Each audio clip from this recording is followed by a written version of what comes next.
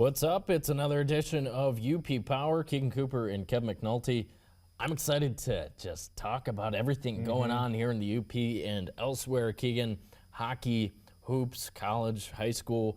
I want to start with college hockey, though, because at the end of the month, we have a big event that we're looking forward to here on TV6 and Fox UP. 3 of those games of the GLI will be broadcast on Fox UP, the other one on TV6, the first game of the tournament between Northern Michigan and Michigan State. And, well, I actually want to start with Tech, who, of course, is taking on Western Michigan December 29th in the first game of the GLI. Well, Tech, a strong first half of the season. I think you and I were really impressed with the total body of work, and then what they did at Bemidji State this weekend, even though they tied on Friday, getting that goal with 39 seconds left on the clock. The freshman Logan Morrell, terrific. CCHA Rookie of the Week. But, you know, top to bottom, I really like where this team is at. And heading into January, February, March, when things really matter, again, I think they have a good chance to go to their 4th straight NCAA tournament. It might take winning the Mason Cup again, depending how they do during the months of January and February. But again, strong first half from the Huskies. No, yeah, strong first half, and I think a lot of people were concerned that, you know, some of their prolific goal scorers from last season weren't scoring in this first half of the season. But, you know, if you're winning games or finding ways to tie or get to a shootout and get points on the weekend, they've have some sweeps already in the first half of the season. It doesn't matter who's scoring. What matters is how many W's do you have how many W's you have at the end of the first half of the season. So they're doing it. I think Logan Morrell has been great. I think Steven Sardarian has been phenomenal to watch. You've seen Isaac Gordon start to come in and have flashes of his greatness. The Huskies are a team to watch because they do all the right things. And you're talking about, you know, the Bemidji series. 30 seconds left, you get the extra skater, and, you know, that's what good teams do. They find a way to get a goal with, you know, no time left, and they need it just to force the tie. And they did it. And they've been better on special teams since that series at home a couple weeks ago against Minnesota State. But, yeah, Sardarian's a guy that, you know, when Jeff Mickus joins us for the intermissions of NMU Tech, those games back in early November, he looked at Sardarian and said that's a pro, and that's why he's a draft pick of the Buffalo Sabres. He has 19 points already. Next closest is Koskapurti and Gordon, both with 12, and, you know, you expected Gordon to be up there. Like you said, he's coming on of late. And then 9 goals they score on Saturday. Yeah. In a conference game. It's not an exhibition. It's not, you know, early season against, you know, somebody in the bottom of the 64 teams in Division I. You're playing Bemidji State. Bemidji's a good team, you know, sitting around 500 right now, and they took it to them 6 in the 3rd period. I can't remember the last time I've seen that. And 9 goals in a game hadn't happened for Tech in 8 years, 2016. Yeah, and I think, too, you know, watching that game, Bemidji came out and kind of owned the first period. They get that 2-0 lead. Michigan Tech is able to respond in the second period, and I think that's what's important.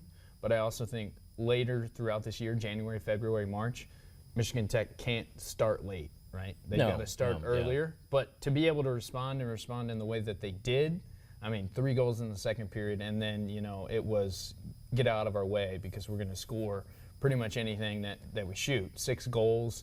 It was an onslaught. Yeah. And Bemidji was scoring 2. They had 5 goals on the night. But, yeah, Elias Janssen, Gordon, Koskapurti, and they're spread around. Right? And I think, like I said, they have depth, which is important. They're 9-5-2. You look at the CCHA standings, and you and I have complained about the points percentage system because Augustana's not playing the same amount of games. I think they could have modified the schedule, so they did, and we could just look at points instead of a points percentage that I really don't know how it's calculated.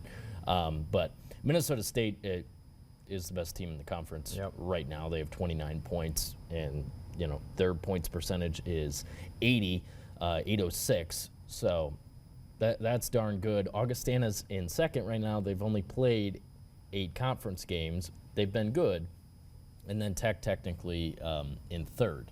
I think that's accurate. I would put Tech at number 2. I think if you made Augustana play 4 more games, they might not have the points that Tech has. That the difference right now is 7. Augustana has 16 points in 8 games. So that's where they're at. Let's talk Northern because they will be in the GLI as well.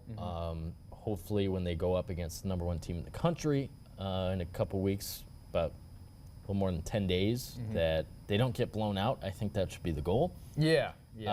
Because with Northern, it's just tough because we know what they're going through. They're rebuilding. They have these young guys out there competing at a high level. They were at Bowling Green this weekend. Felt like they could have stolen one of those. They didn't. And now just the 2 points at the halfway point because of the tie that they had with Mankato. But for NMU, man, it's tough sledding. But, there can be positives the second half of the season. Yeah. No, You steal a win here or there. Yeah, and I mean, it's, it's tough because, if you look from the outside in, let's say you're a fan and you're like, oh, they're not winning. Well, you have to understand what they are going through, right? 16, 18 freshmen playing, heavy minutes, heavy shifts, and, they have to find 1 or 2 guys that are going to put the puck in the back of the net, and they just really haven't found that yet, right? Their chances are there. They just have to finish. Goals, like you said, for them going into the holiday break in GLI is enjoy the experience. Those guys are freshmen; they've never played in the GLI before, so it's going to be experience. And talk about growing pains. You're playing the number 1 team in the country, right? Go out and they do compete every night, and that's something that you got to respect. Is for 3 periods they are competing, so who knows.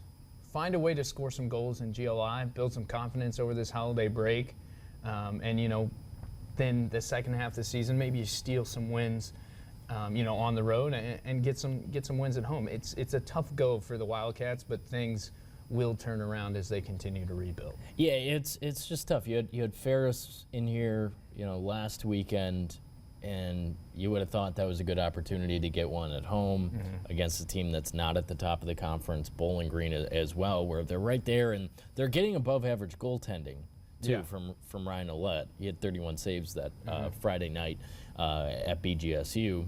They lost 2-0 because they weren't able to poke one through. That's where they're at.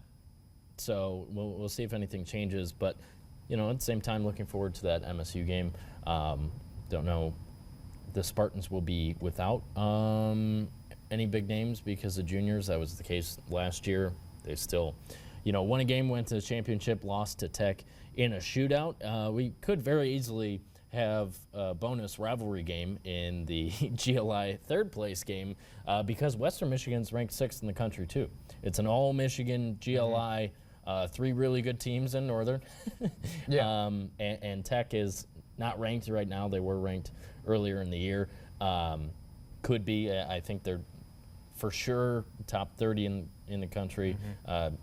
I would say top 25. Even they're lurking in the poll, but they're not in there. Western is really, really good. So that's going to be a tough matchup for the Huskies and maybe a good litmus test for where they're at as a team. Yeah, kind of a how do we compare against the top teams in the country, and it's it's a heightened environment, right? It's over the holidays. It's but I guess the big great crowds there last year. Yeah, is play with no regrets out there, especially Northern Tech too. I mean, they won it. Michigan Tech got the win last year, so as what is it Joe Sean says, it's a hockey game, right? It doesn't matter who you're playing, what jerseys they're wearing, and we've got to do what we can do to be the best we can be. So that I think is the overarching goal for both of those teams is do what you can do, and maybe get some puck luck and you'll find the back of the net. Yeah, looking forward to it. It will be a great 2 days of hockey. Let's talk the men's basketball teams for both of these schools because both are playing pretty darn well, and I'm excited. Eventually in January we get to see them go head to head because Tech has won 5 in a row They're rolling. Northland was not much competition. Yeah, I know you were there on Saturday. Northland plays at NMU this Saturday. I don't know if we're going to be there. Should be a blowout. Because, yeah, it might be another one of those games. 106-43 without Marcus Tomaszek. But Tomaszek's been fantastic. They get the first two GLIAC games against Parkside and Purdue Northwest handily. Yeah. Yeah, which I and think we'll get to NMU, but I talked to Matt Macrzak about Tech. I'm like, they're playing really well. They, started a little slow. They went on the road and, lost to Winona and Concordia St. Paul before taking down Minnesota State Moorhead, which I think kind of gave the team a ton of confidence and showed that they could do it. Going into this year, you and I thought, it's Tomaszek and everyone else. Well, in terms of scoring, that's still the case, but they are getting production from guys up and down the roster. You think about Dawson Norgard inside. He's a force on both ends of the floor. Pete Calcaterra, we like him a lot. And when Jacob McPhee from Marquette committed to Tech last week, we're like, okay, whose role could he, morph into in Josh Bittner's system going forward? It might be a couple of years for McPhee, but I think it's Pete Calcaterra because he's athletic, 6'6", can shoot it from outside if he needs to. He doesn't often, but that's a guy who's really come through for the Huskies so far this season. I like where they're at. Looking at what Tomaszek has done, he's averaging 29 a game, minutes, that is. Scoring, he's 24 points per game. Norgard's right there. They play tough. And I think they're better defensively than they were last year, that's a big deal for them. Yeah, and they play, even with Marcus getting buckets, because that's simply what he does, they spread the scoring, and that's something that, I've seen watching them play is, Marcus is going to get his somehow, some way, but like you said, getting production from everybody else. Dawson Norgard inside. Pete Calcaterra has had some big games in double figures and into the 20. And I love Josh Terry, and I failed to mention him because he doesn't care if he scores at all. Yeah, he wants to win. He just plays hard, gets rebounds, and defends like few in the league. Yeah, the way he is defensively. So they're a tough squad, and they get a little break now after. Get this, they're playing Green Bay in an exhibition Wednesday, and the Phoenix, under first-year coach, radio podcast host Doug Gottlieb, not going well. No, I feel for our guy Foster Wonders from Iron Mountain, who's been in that program for a couple years now. Of course, was playing under the previous regime and decided to stay after transferring previously from Southern Illinois. But Green Bay was almost a tournament team last year. I mean, playing in the Horizon League, you really got to win that tournament to get in. But they were really, really good last year, came on in January, February. They're kind of a lifeless team right now. Yeah, it's so... It would be something if Tech, it's an exhibition, it doesn't go on either team's record. I don't really know why. Maybe because D2, D1. I actually would like to talk to Josh Bittner of how this game was scheduled. But, yeah, what if the Huskies take down Green Bay and Doug Gottlieb, who I have been critical of because I get in the car to go shoot something in the afternoon and I hear him on the radio, and I'm like, your team is 2-8, man. Yeah. You might want to be coaching them up instead of talking about Patrick Mahomes and his injury. And anyway, that's a point for another day. But yeah, I don't know. I know it doesn't count. It's besides that, they're off until the new year when GLIAC gets underway. So yeah, so I don't know. Wednesday will be interesting. I'll be monitoring the live stats. Yeah, ESPN Plus. I pay for it. I'm gonna tune in. Get to watch Tech on ESPN Plus. It's usually, Flow Hoops. So I'm just gonna look at Green Bay because I'm really blown away by this. Did you see Adam Schefter dunking on Doug Gottlieb on Twitter yesterday? That was funny too because Doug Gottlieb came after him for reporting something about Sacramento State trying to hire Michael Vick as their head coach, which that blows your mind.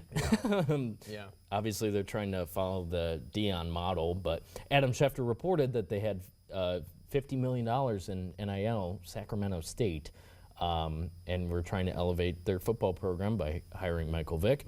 Doug Gottlieb said, edit what your agents, all the agents tell you, and Schefter came back and said, Doug, you might want to worry about your team. You've lost 7 in a row. You're 2-10. I said 2-8 earlier. They're 2-10. Not going well. It's bad news. Are they close losses? Oh, it's the Education Day game tomorrow, 11 a.m. Central. So it's going to be like 10,000 kids in the arena watching the Huskies take on the Phoenix.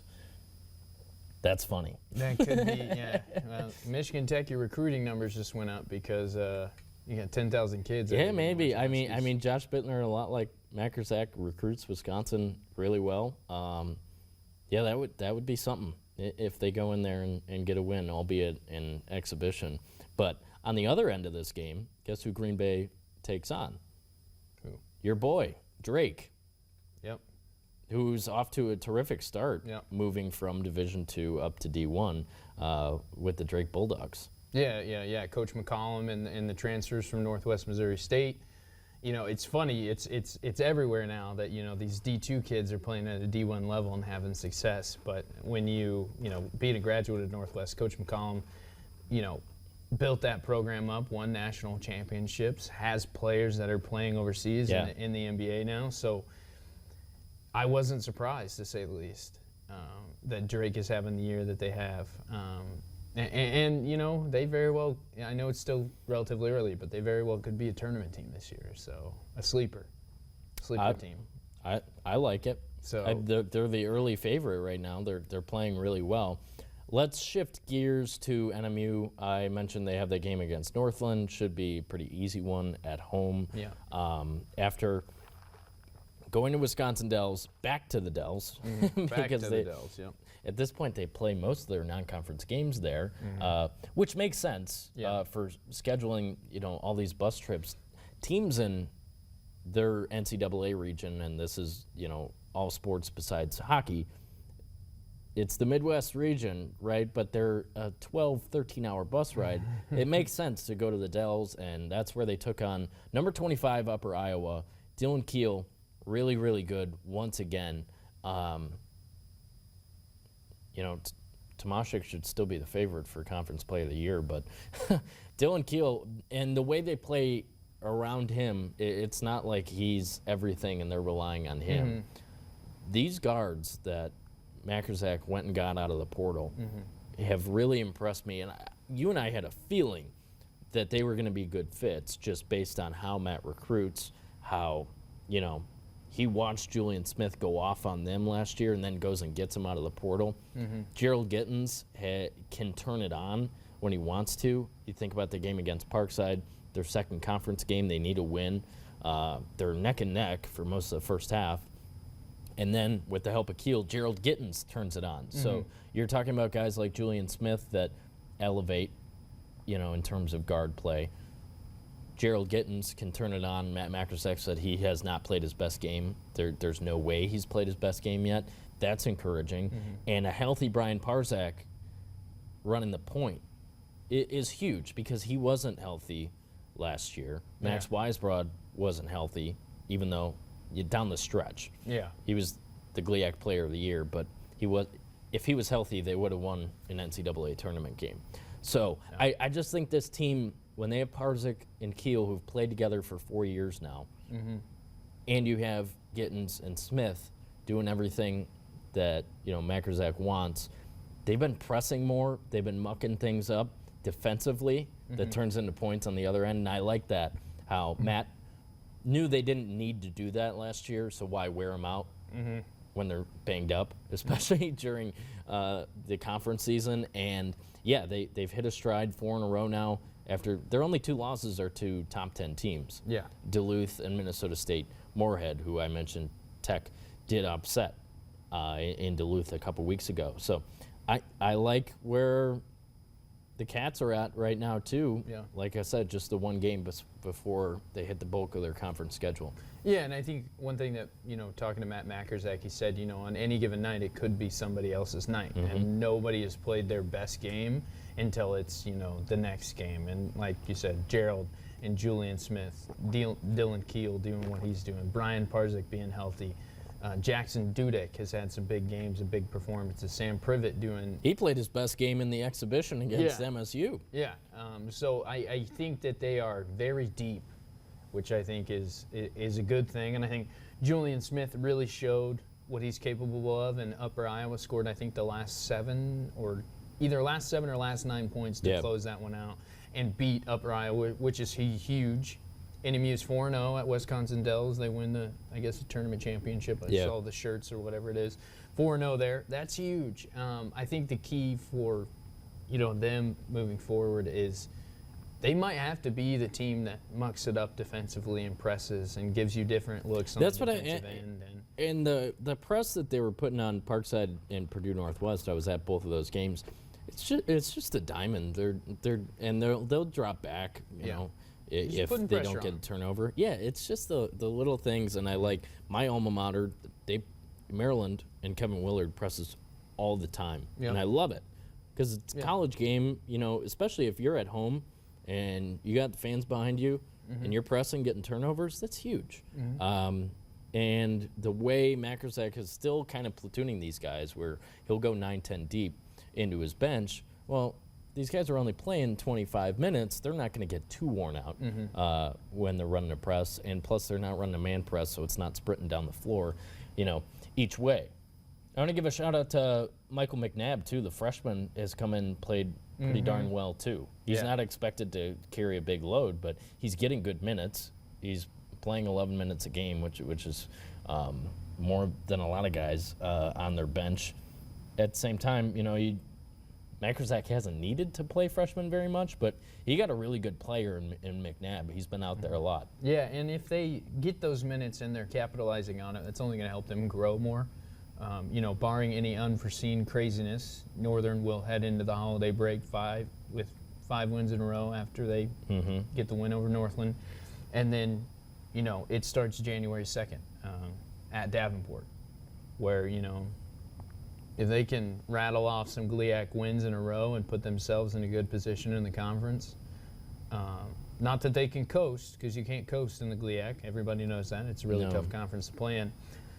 But early, right? They get the first 2, can they keep it going? And, hey, be the team that mucks stuff up on defense, runs a little press, scores points off turnovers, gets defensive rebounds and offensive rebounds, and as long as it's a W at the end of the day, it doesn't matter what the score is. Yeah, I'm looking right now to see when each team plays Lake State, because I think 3 of the best 4 teams in the conference are here in the UP. Yeah. Because Lake State's ranked number 22 right now. They were picked to finish first in the conference. They played an incredible game against NMU last season. Max Weisbrod had a buzzer beater in that game. Neil Barry, farewell to the Barry. Barry for basketball. Vandeman's awesome, though. And I think Ferris State and Grand Valley's definitely not a pushover. They're not ranked right now. Ferris State is ranked 13th. NMU plays those teams back to back, February 13th and 15th at home, and earlier than that on the road. Those are the travel partners, I guess, when it comes to scheduling this year. So, looking forward to both of those matchups, because, again, I think that'll tell you where both of these teams are, and it's the same deal for Tech, because they travel together. So January 23rd and 25th, those teams going up against Lake State and Ferris State. Looking forward to those games, because I think those are your 4 best teams in the conference. Again, throw Grand Valley in there as well, because they're Grand Valley. You want to talk women's basketball and start with NMU, because they are still undefeated. It is December 17th, and the NMU women are undefeated. They lost a great player too in McKaylee Kuhn, and boom, they're 8-0, winning games differently. I think the 2 conference games, they really just kind of asserted dominance against Purdue Northwest and Parkside, and I like their Casey Thousand has a clear starting five, and it's working. J.C. Weisbrod's been great. Alyssa Hill from Negaunee, she transferred in, and I asked Casey, about her a couple weeks ago after the Parkside win. And she has added something that, maybe they didn't have last year, or, she's just filling a role that they needed to fill coming into the season. And, part of the reason why they're 8-0. Yeah, and I think in a similar comparison to the Northern men's team, they're getting production from multiple people, right? I pulled up the Purdue Northwest box score here. Alyssa Hill, 13 points. J.C. Weisbrod, 11. C.J. Romero, 8. Alyssa Nims, 8. Sarah Newcomer, 5. Sydney Whitehouse, 8. Everyone is chipping in, you know, even if it's 5 to 10 points, right? Like, you could say J.C.'s probably going to carry a little bit more of the scoring load. She shoots the ball really well from behind the arc, so that helps. Yeah. But when you're getting production from your entire team and you're able to play 8, 9, 10 deep and anybody on the floor can score, it makes your life a little bit easier too. I think, and we talked about this earlier, they have been great on the defensive side of the ball, securing the rebound battle, winning the rebound battle, not allowing offensive rebounds, and then on the other end, moving around and finding the open shot and scoring, shooting the ball, at a really good percentage. If you're living above 35% from behind the arc and above 50% from the field in some of these games, you're going to find success. Yeah, and they're a veteran team, and I think that has a lot to do with it, and probably why they're a good step above Michigan Tech right now is because all of these players were getting good minutes at Northern last year or elsewhere. In the case of Alyssa Hill, C.J. Romero, I ran a story on her last week where she's just a true point guard, but her size is a little deceiving. She's 5'4", but she'll shoot it if she has to. Right now, averaging just 5.6 points a game, and that's perfect as a point guard. She's averaging I'd like her to pick up the assists a little more. She's just over 3 a game. But it's working for NMU, and coming up, they got 2 more non-conference games before they jump back into the GLIAC schedule, and 2 big ones, Northwood and Ashland. Northwood and Ashland, and I actually pulled up Ashland's schedule. Both here. on the road. Yep.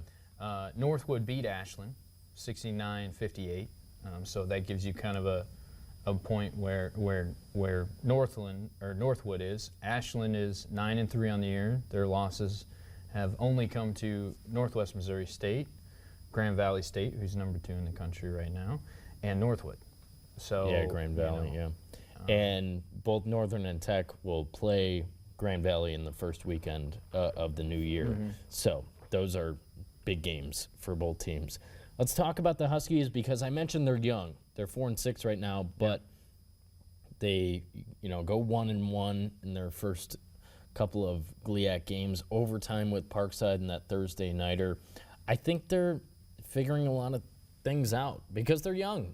We keep saying that. It's been big minutes for Negaunee's Ella Mason, Kendall Stanfist, who's from Elk Rapids, and just been really impressive, right? Through the first couple games, and then Bella Lenz is their J.C. Weisbrod, their veteran, number 1 scoring option. Yeah, and I think for Michigan Tech, I know that for the women's team, they're getting some players back. They've had some injuries, so it's not always clear who's been available. So they have had to play, their younger players, and hey, we need you. You got to go in and play. Yeah. We've seen Ella Mason have some great performances. We've seen Kendall Stanfest have some great performances, and they're kind of building that confidence and learning, college basketball coming from, the high school level. It's tough, right? When you have a young team and you're playing against arguably, a lot of these teams are veterans, right? They have all upperclassmen, so it's, weighing your options of, do you let them play? Do you fix what they're doing? Do you kind of let them get that experience? It's a tough thing to juggle, right? When you're playing against, like when I think about their first conference game coming out of the new year, Grand Valley State, that's a veteran team. right? They're all, majority of them are going to be upperclassmen. Yeah, that's tough. That's tough. It's going to be a tough game. Right. So, how do you weigh it? I think that they're playing good basketball, and like you said, they're figuring it out. Who's going to carry the scoring load? How does the rotation work?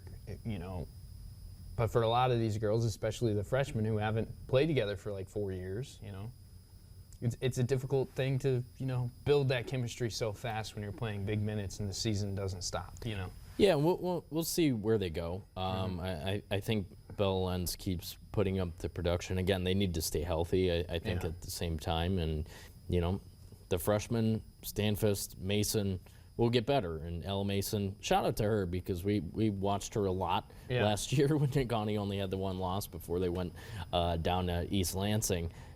She was exceptional shot making, she's not very tall in stature, but man, she can score and she can shoot the three. She's averaging 6 a game, so good on her for carving out a spot right away. Well-deserved success early in her college career. Does that do it for NMU and Tech, where we are with the winter sports? Yeah, I think so. Do we switch gears and talk some Yeah, high school? one more point. Did Green Bay call either Josh Bittner or Matt Makerzak when that job opened? Interesting. Because they both recruit Wisconsin, and I've said this to you, better than anyone besides Greg Gard at Madison. Yeah. Really, they do. They do. I mean, Why when you would look- Green Bay not want that? Yeah, when you look up and down their roster, they do really. They recruit. I mean, they get kids from everywhere, right? But Wisconsin is a big place. I mean, we look what Northern just signed. I think I saw it on Twitter. Seven new guys. Yeah. Yeah. Wisconsin.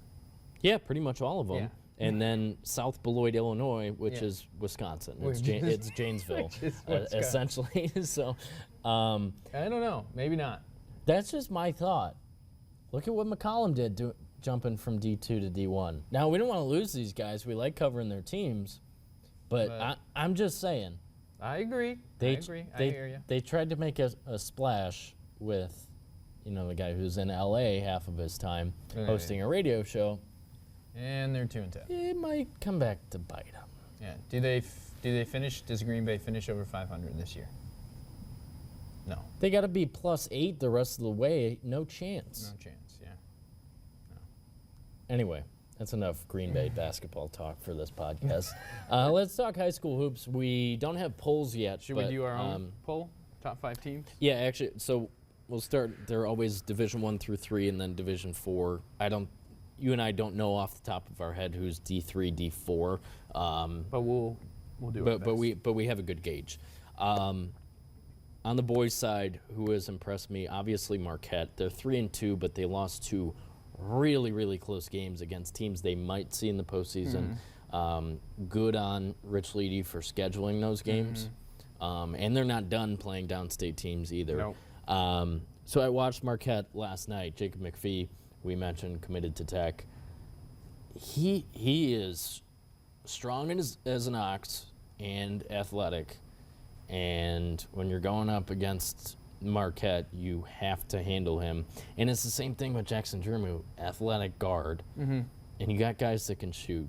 And I said to you last night, they're deep too, because a kid came off the bench who I don't think I ever seen him before, and he knocks down a 3, and it was pure. So they're deep. Yeah. They have McPhee, Jermu's the guard, Kyler Sager can shoot it. Ford Richardson is another really athletic kid. So Marquette is there for me. I haven't watched Iron Mountain yet. We know they're good. Copley was knocking down 3s Friday night. We had that in our show. Obviously, they have Oscar Kangas and Genghis McPhee going to battle it out Friday night at Marquette. Those are 2 of the very best teams. And you throw in Ian Martela for Iron Mountain as well. Then Kingsford. Yep. Gavin Grondin. Gavin Grondin is a bucket, athletic. And Dan Olkinen's son was really impressive when I watched Kingsford at Westwood. Of course, Olkinen's done coaching, but his son's there. He's up in the stands paying attention. The Flivers are right there. So those are 3 teams. And let me throw another one out at you, Negaunee, because the past 2 games, Jordan Gannett has led them. He had 30 and then 24 against Gladstone last night. They beat Gladstone by almost 30. So Negaunee right there, too. They beat Menominee by 20. Neither of us have watched Menominee. But they were in our top 4 for sure. Yeah. Heading into the season. They probably have some things to figure out. Obviously, they have Tanner Turkoff, who was one of their better players as a sophomore last year. Obviously, their quarterback during the football season, and now he's back. So Menominee is a big question mark for me. Early, yeah. But I think that's 5 teams right there that I would put in there. Yeah. And Westwood for me, is in the hunt. That's number 6 that I've thrown out. So Marquette, Iron Mountain, Kingsford, Negaunee, Menominee, and Westwood. And I think you throw Ishpeming in there with Pagioho. They lost by 29 to Iron Mountain last night. I think they've also got some things to. Caden Luma's really good. Yeah. And Ishpeming's good. Are they up Top there? 5? Yeah. Top 5, top 6? I don't know. The reason I say Westwood is because they hung with Kingsford, and they hung with Marquette. They end up losing by 20 at the end, but they went down 9-0, and then they went on an 11-0 run. That says enough for me against Marquette, who we know, you and I agree. Probably the best team in the UP. Right. Yeah. Iron Mountain could prove us wrong on Friday. That's okay. We'll see. Bucky, if you want to do that, get your guys up. Yeah, get your guys up. I mean, right now. I'm excited for that one. It will be good, and I think for some of these teams that maybe are not in the top 5 that are still figuring some things out here, you have the rest of your season to kind of do that. Ishpeming's a gritty team, and I think that's why I like them, is especially defensively winning the rebound battle. Pagioho is putting those boys to work, and they're great piece on her. I call it great. I'm doing it myself, but great piece. It's going to be Wednesday on your TV6 News. So tune in for that. She's a really good coach. Put them to work, and I think it's figured some things out. Some other teams I want to shout out. Give me the Barker Harris Broncos, and I believe these are D4 teams now. Yeah. Give me Barker Harris. Let's talk D4. And Daniel Connor dropping 33 last night. Baraga. Dropping 33 last night. I watched back your highlights. He is a beast. He's a certified beast. I was really one dribble up, and it's like if he's going up against somebody bigger than him, it will obviously be a lot tougher. But he's got the fundamentals. Yeah. Did you see that cross? The footwork? Yeah. Yeah, I was thoroughly impressed. So Baraga and D4, throw them in there. Forest Park, obviously. Yeah, give me Lons, too. Sam Lee, the freshman. He scored 33 last night. I know they lost to Baraga in the end. Yeah. But that was a great game. And talk about electric. I like the Baraga County hoops right now. Yeah, talk about an electric fan base for both sides. That gym was packed. It was loud. It's a rivalry. Yeah. So, give me those 2 teams. Munising D4? So, yes, they are. Yeah. I don't know. North Dickinson might be really good. Yeah. So I had high expectations for Munising. Friday night they go to overtime. Munising hangs on, low scoring. Yeah, not a good shooting performance. I believe 40-36 was the final. Yeah. Munising comes out on top. I would definitely have Munising up there, but maybe North Dickinson is there too. Yeah. So in D4, those are the teams that come to mind right now. I'm trying to think who else. I don't know. I don't know. And like I said, we'll get a poll, and we got a couple months left of a basketball season. On the girls' side, give me Lons, led by Josh Eagle.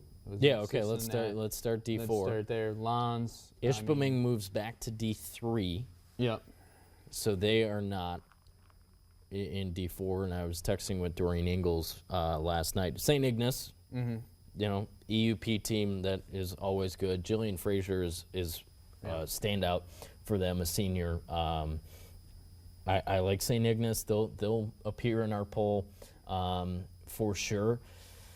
Baraga. ETC. Yeah. ETC went to that district final against Ishpeming last year. They have the Bessinen sisters. They're young, but they're good. They're feisty. They're good. Barriga will be there. Yeah, they're pretty because good. they're well coached. Yeah, we know that. Tyler Larson, we have a lot of respect for him. Yeah, and they played, like, it was close up until the fourth quarter, and then Lons kind of pulled away, and they create made a couple more turnovers in shots. girls basketball, and you get layups on the other end. That's huge. Yeah, and I mean, It's Lons, a difference in a lot of games. A lot of similarities to what Ishpeming did last year, as in the press and applying pressure and things like that. Yeah. And Barriga broke it a few times, and eventually it went away, and then they brought it back, and that was kind of a back and forth game. Lons just hit a couple more shots down the stretch and were able to kind of extend that lead. But those are two really good teams, two well-coached teams that will be in there. And it was exciting to see Josh Eagle and Tyler Larson, two coaches that are really bought in and really care, kind of coaching against each other. So that was exciting to see. I'm trying to think who else in D4. I threw out ETC, and you've only been watching these teams for a couple of weeks, so forgive us if we leave anyone out. Yeah. But let's think about D1 through 3. Ishpeming has a long way to go, so let me throw Calumet in there. Yep. Because they beat Ishpeming by 20. Handily. Jackie Keelanen, who we saw star in the volleyball team, of course, the Copper Kings, historically great in volleyball, at least over the past 5-10 years. She was one of those players. She didn't play basketball last year, so she shows up and suits up for the basketball team this year, and they look like a force, at least when I watched them at Ishpeming. Yeah. Last week, they were certainly that. So let's throw Calumet in there for sure. I think you put Nagani in there with the Johnson sisters, Audrey and Gretel. Yes. That is kind of a dynamic duo. Obviously, they're without Ella Mason, but those two have really stepped up and kind of taken Aubrey on the role. had 30 last night. Gretel Friday against Hancock had 18. I watched her make like three threes in a row. So they're really good, and they also have the O'Donnell sisters. They got a pair of sisters. Yeah. Claire O'Donnell and her sister is a freshman. Yeah. Those forwards. So Nagani certainly. I think Nagani's number 1 when the poll comes out. Yeah, that's fair. That's Right? fair. Yep, I agree. Escanaba's good. Yep, Grayson Marsh, an all-around Stahlberger. athlete. Stahlberger. Yeah, they can play a little bit as well. They will appear in the poll, and we are certainly leaving out Lily Johnson and Gladstone. Oh yeah, Lily Johnson. She's taken a step. So I watched her last year as a sophomore. I have not watched her yet this season Neither have I. as a junior.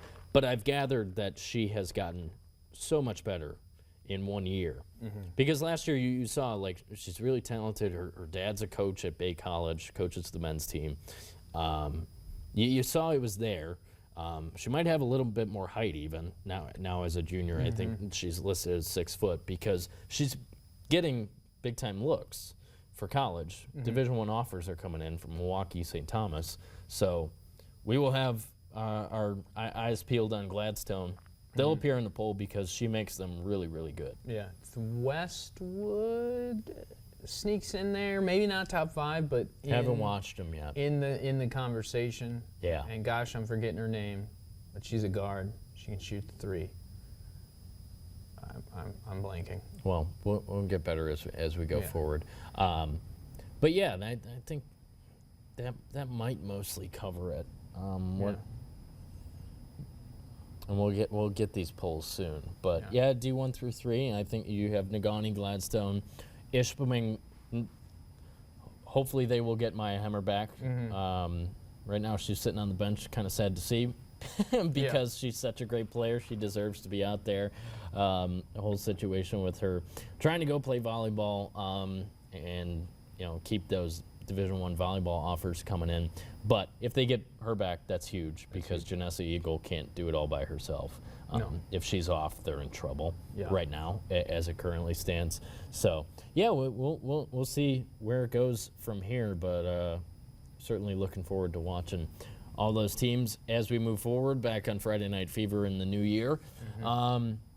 Let's close out with the NFL. Let's start with the Lions or the Packers because two Opposite stories, I guess. Yeah, totally different vibes right now I in guess both we'll of those start buildings. with Detroit because I think that's the one that people find most shocking because they were apparently healthy going into this game, and then they had multiple guys go down. They still weren't. I mean, the injury report was light, but that doesn't account for all the guys that are on injured reserve, which I believe is 15. Yeah. They've had something like 20-some defensive starters this season. So here's the thing with the Lions. The sky's falling right now because they lost one game to the MVP and probably the best team in the AFC. Yeah. They had won 11 in a row. It's just the injuries are making people say, Yeah. I'm not picking the Lions to go anywhere. The Eagles are the best team in the NFC. They may look like it right now, but I don't know. Home field advantage is so big. And the Vikings, you have 3 teams at 12-2. That is amazing. Yeah. And the Lions still have the number 1 seed because they only have 1 conference loss. Eagles and Vikings have lost both their games to NFC team. So Detroit is hanging on to that number 1 seed. They play at, and I told you this. Yeah. They play at Chicago this weekend. They are going to obliterate the Bears. Yeah, it's not going to be a question. They let them sneak back in on Thanksgiving, and then Chicago blew up. Yeah, fair enough. I'm saying it right now. The Lions are going to win by 30 points in Chicago on Sunday, and everyone's going to be back in on the Lions. Yeah. And it will go from their magical season has been spoiled by injuries to the Lions are going to do it anyway. Yeah. Now, here's the thing. Most of the injuries were on the defensive side of the ball, right? Yeah. And you have seen regression, understandably, over the past couple weeks. You know, they let the Bears back in the second half of that game. Then they gave up 31 to the Packers, a really good team. And then they give up 48 to the Bills, who scored 42 the week before against the Rams. So you have seen it not look great defensively. They're going to murder the Bears. Yeah. And you'll be bought back in. David Montgomery is their first big injury on the offensive side of the ball. Taylor Decker was out for a few weeks. He's back. Montgomery's out for the year. It's Jahmyr Gibbs' show. Give him the ball. Let him do. Now, maybe a little bit easier to game plan for. Yeah. Because it's just Sonic and no Knuckles. Seriously. Yeah. Because that's the style of back that Jahmyr Gibbs is. You can, dump down a little, a check down to him as well. He's more dangerous that way than Montgomery is because Montgomery's more of the old-fashioned pound it inside run, especially in the red zone. So you're going to lose that a little bit. But when you have 2 really good running backs and one gets hurt, you still have one really good running back. Yeah, exactly, yeah. And I think for them too, against Chicago, at Chicago, it's not a question of, what's their defense going to look like. Their offense is significantly better than Chicago's. So they are going to be able to score 40, 50 points, I think, pretty easily. Detroit will. And Chicago is not going to be able to score 40, 50 points. Now, hopefully, their defense looks somewhat healthy. Yeah, I mean, you don't even have to throw out 30, 40, 50 points because the Lions are going to win by 30. Okay? I played you the audio from Dan Campbell on the radio this morning, and I was ready to – I would go out there and play for them right now. It probably wouldn't help them, but I would do it. I would give it my all because that's just – I'm telling you, that is what's going to happen. They lose to maybe the other best team in the AFC, in my opinion. The Chiefs only have the 1 loss, but the Bills have been better. They have the MVP. So you're at the Bears, you're at the 49ers are a mess. They're going to obliterate the 49ers because of the NFC Championship game. The 49ers are out. They're going to murder them. And then week 18, it's all going to come down to the Vikings game. It's at Ford Field. What are we complaining about? Fair enough. Fair enough. The Eagles, I guess, I understand that. And it's because the Eagles They don't have a hole, No. right? Their defense, Vic Fangio, is one of the best defensive coordinators of all time, right there with Steve Spagnuolo, in my opinion, of guys that are currently doing it. Yeah. The Eagles do not have a hole. And I think the best teams in the National Football League, and this is why the Chiefs are still great and should still probably be Super Bowl favorites, is they strangle you in the fourth quarter. Yeah. What do I mean by that? The Eagles got the ball back up 2 touchdowns on the Steelers. Steelers, a really good team, playoff team in the AFC. They got the ball back with 10.5 minutes left and didn't give it back. They ran a 20-plus play drive and went 88 yards.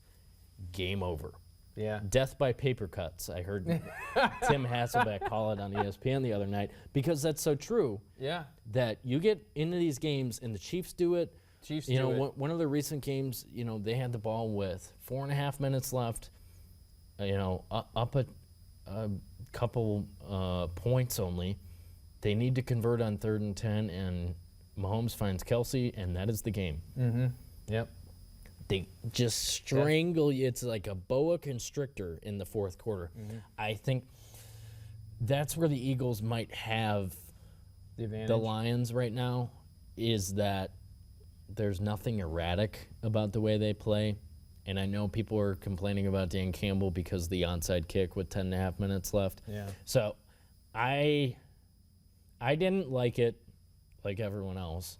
I didn't like it because you can't sneak an onside anymore. Yeah, I think an onside kick in the NFL now is If he, pretty useless. at least, unless you're in desperation mode and it's the True. only way you can win. True. So that's why I thought that was a bad idea, but I wouldn't hate it if they could have surprised him with it, but they can't anymore with the new kickoff. So that's why that was a bad decision, in my opinion. At the same time, Yeah. do you blame Dan Campbell for not trusting his defense against Josh Allen? No. When guys were getting hurt left and right, and Aleem McNeil is a really big loss. Yeah. I'm looking at the. That's why, I understand the concern for the Lions, but I'm just forecasting that they're going to dominate the next 2 games, and that Vikings game Week 18 in Detroit is going to be massive. Mm-hmm. Because the Vikings keep winning too, and they need to be taken seriously. They're 12-2. Let's look at the Vikings next 2 weeks before that Week 18 game. Seahawks and Packers. And they get the Packers at home. Remember, they went into Green Bay early in the year. Love wasn't fully healthy. So, yeah, that's where I'm at. I think the Vikings could easily lose to the Packers. Do you want to switch gears to the Packers? That's Yeah, let's do that. I was curious about the onside kick rule, and I'll have to, or not the onside kick rule, but attempts in 2023 and conversions versus 7%. Oh, in 2023. 24, you mean this year? Yeah, That's this about year. to be over? Yeah, sorry, 2024.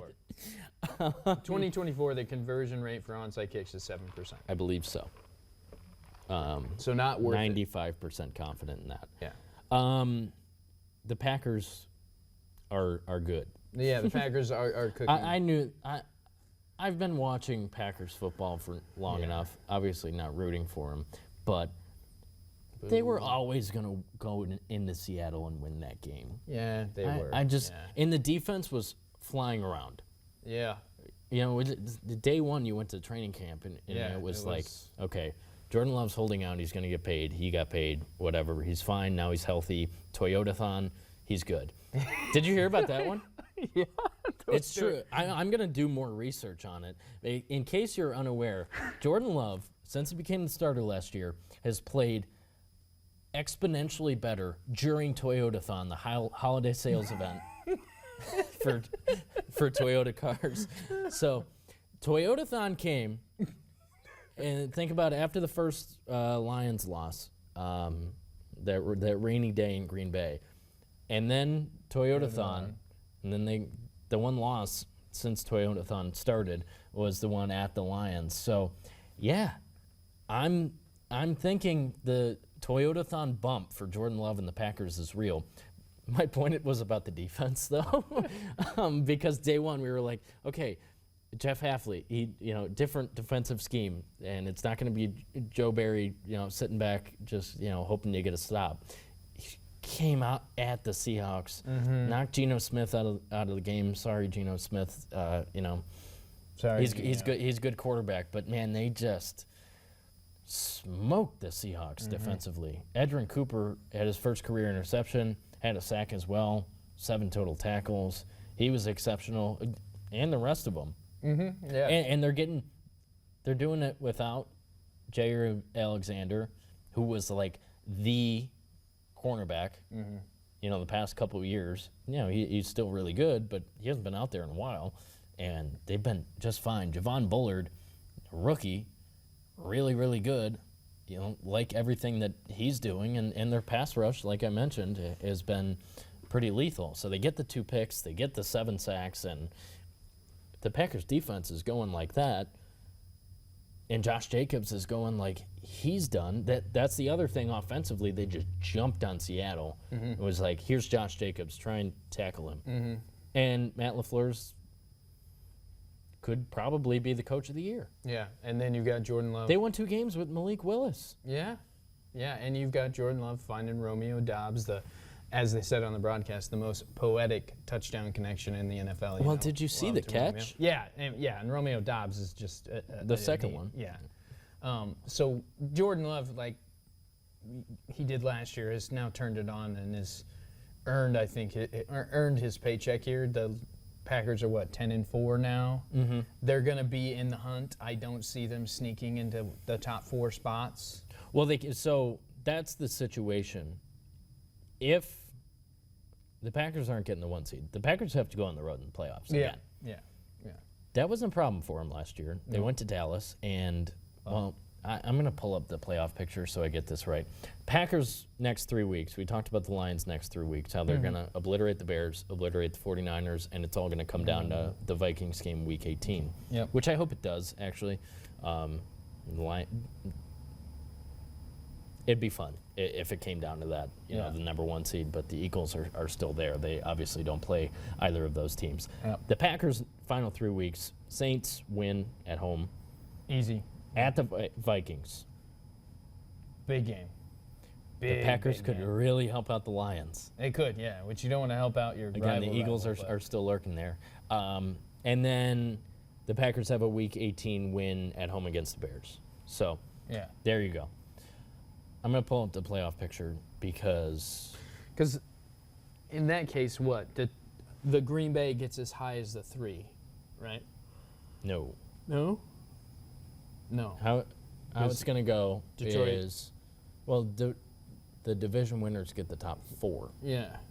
So your best division winner is going to get,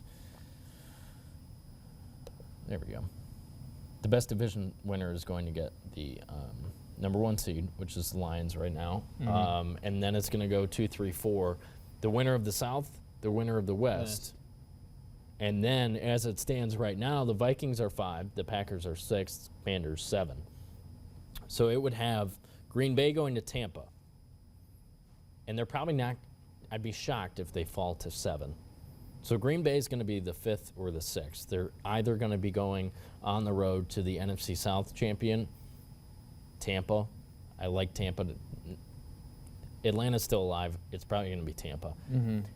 Or the winner of the NFC West, probably going to be the Rams, Seahawks, still alive. I like them in both of those games. Yeah. Tampa's dangerous. Tampa is dangerous. They beat the Lions. Baker's scary. He has Mike Evans back. They're good. I still like the Packers to win their wild card game. It's what they did last year. Toyotathon will still be going on. Jordan Love is good in Toyotathon. That's what I've taken away from today. And they'll be all right. So if the Lions do stumble, let's say they lose that last game to Minnesota, they are 14-3. They don't get the number 1 seed. That goes to Philly. They're going to be the 5th seed taking on the other NFC South or NFC West champion. I like them, but the home field is huge. Home field is huge. And the Packers aren't going to get it because they've lost to all the teams that are better than them. Yeah. in the NFC. 2 to the Lions, 1 to the Vikings, 1 to the Eagles. Yeah. So can The 12, they've only lost to teams with 12 wins. That is wild. So That is wild. you're telling me the Packers are basically right there. I think they are the 4th best team in the conference. Yeah. Even though they're going to get the 5th or 6th seed in the playoffs. So amazingly, they haven't clinched. The Vikings have clinched. The Lions have clinched. The Vikings clinched. Obviously, thanks to the Packers. neither of them have clinched the division. So, How about this? Try this on for size. Green Bay beats Seattle, so Vikings are in the playoffs. If Green Bay beats the Vikings, then Detroit would potentially that would help them keep. yeah, that's top what I'm spot. saying. That's the Week 17 matchup. We'll see how that goes. God. But Can you imagine this? Minnesota loses to Green Bay on Week 17 and then loses to Detroit on Week 18. Never say that would- never. I could see it. Vikings, I have a tough time getting a gauge, man, because they blew out the Bears on Monday night, But but it was, they didn't really Assert just bury dominance. them. Yeah. You know, and maybe the Bears are just giving up, and they are still pretty talented, like Yeah. a lot of people thought going into this year. That could be true, but the Vikings, it's tough. They're 12-2. We have to treat them like a 12-2 team. How about that other Monday night game though? What was the final score? 15-9. Oh God, I didn't. Talk about Not for a atrocious. second did I turn that game. I turned it on, saw that it was 15-9, and immediately turned my television off. Because I would have rather that's sat disgusting. in silence than watch that. And I'm not the guy that picks the Monday night football games. And yes, they are NFL teams Oh, you're and they're not? professionals. But that is an awful Monday night football game. I do like how they do too, but that one was awful. Yeah, they do that when there are no bye weeks, and I like it too, when they stagger them. But that game was But that awful. was the talk among Bears fans heading into the Vikings Monday night matchup. It was like, at least we're not the only game, so not all of America's going to be watching. The alternative was the Vikings, or sorry, the Falcons and the Raiders, and they played a 15-9 football game. 2 bad teams, even though the Falcons are 500. Everyone was watching the Vikings smoke the Bears. Were we kidding? Not everybody in America is watching. Yeah, well, Yeah. they're really not watching the other games. No. So, yeah, I don't know. I'm curious to see how it shakes out. I think Detroit, it's going to come down to Week 18. Green Bay, a big litmus test against Minnesota in Week 17, because I think. I think they got to win that, though. Yeah, I think Green Bay's got to go 3-0. Just for their The rest pride, are- because they lost both to the Lions. You don't want to lose both to the Vikings. Yeah, because then in your I think they win that game. in your division, the only team you're beating is the team that's. Because right now the Packers are just as good as the Vikings. Yeah, are they as good as the Lions?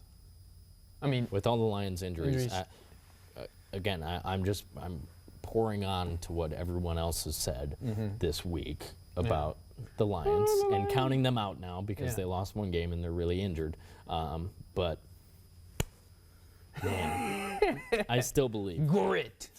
I mean, Yeah. they do it against all odds, maybe. All right, it's going to be an exciting final few weeks of the NFL regular season. We will see you again next week, and then we'll take a week off and be back in 2025 to talk everything going on here in the UP GLIAC season for the college basketball teams, CCHA after the GLI gets going again, and of course high school basketball and hockey as well. So for Keegan, I'm Kevin. Thanks for joining us here on UP Power, and we will talk to you again soon.